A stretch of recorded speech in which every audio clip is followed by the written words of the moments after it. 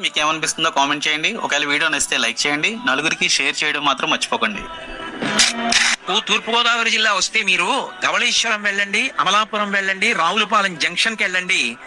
నదీ తీరాలలో మహర్షుల యొక్క శిలామూర్తులు ఎలా కనపడతాయో అలా సరార్థర్ కాటన్ విగ్రహం కనపడుతుంది గుర్రం మీద కూర్చుని. సాధారణంగా రాజులు కనపడతారు గుర్రాల మీద.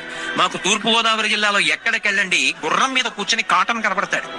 ఎందుకని అంటే ఆయన బ్రిటిష్ గవర్నమెంట్ కి ఎప్పుడో ఒక ఉత్తరం రాశాడు. ఏమని అంటే, when abundant water is flowing under the feet of the countrymen, there is no reason in allowing them to starve and die. అవతల వైపు నుంచి జవాబు రాశారు, అయితే నువ్వు ఆనకట్ట కట్టి నీటిని నిలువ చేసి కొన్ని వేల ఎకరములు సాగు కావడానికి కారణము కాగలవా? గుర్రం వేసుకుని అరణ్యాల వెంట బయలుదేరి ఆయన్ని దోమలు కుడితే 1 సంవత్సరం పాటు అస్వస్థతకి లోనైపోయి తిరిగి ప్రాజెక్ట్ ఎక్కడ కడితే బాగుంటుందన్నది ఆలోచించి ధవళేశ్వరం దగ్గర అయితే కొండ ఉంటుందని ఆయనకి రాజమండ్రిలో కట్టాలని కోరిక.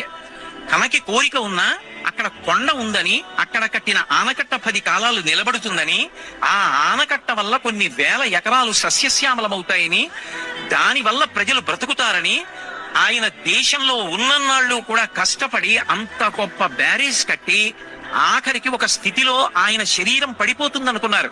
ఏడాది పాటు అస్వస్థతకి లోనైపోయి ప్రాజెక్ట్ వదిలిపెట్టి దూరంగా వెళ్ళిపోయి విశ్రాంతి తీసుకోవాల్సి వచ్చింది.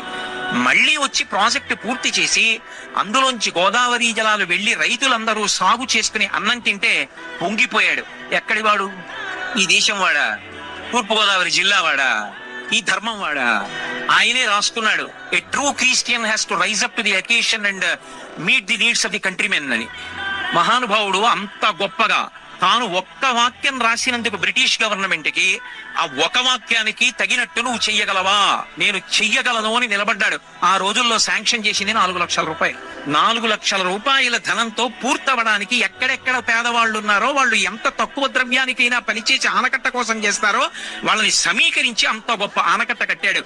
నిజంగా నువ్వు ఒక సంకల్పానికి నిలబడాలి అంటే కాలవగట్టున ప్రతి చోట కనపడుతున్న హనుమ చాలు.